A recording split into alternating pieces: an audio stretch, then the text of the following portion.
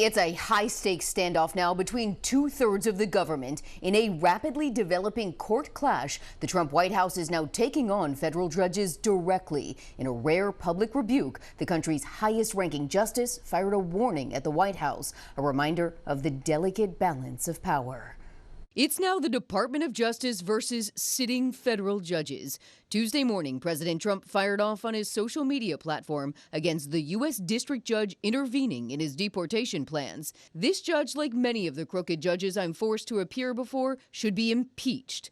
Within hours, Supreme Court Chief Justice John Roberts broke the High Court's accustomed silence. Justice Roberts wrote, "For more than 2 centuries, it has been established that impeachment is not an appropriate response to disagreement concerning a judicial decision. The normal appellate review process exists for that purpose." He spoke up on a very narrow point.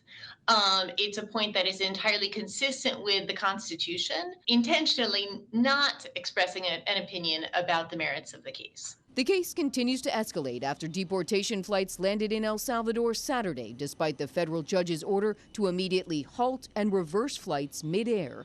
Judge Bosberg is now demanding a detailed timeline from White House lawyers, proving in writing they didn't defy a court order. The judge's order was patently unlawful, beyond unlawful. The legal standoff has constitutional law experts on the edge of their seats. Is this dangerous? It is dangerous. It represents a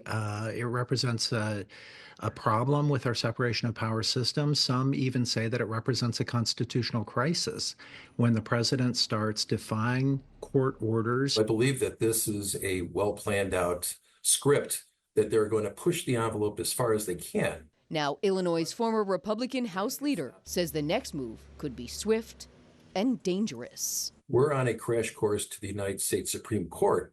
But the question is, if the Supreme Court rules against the administration, what is the enforcement that the court has on the White House?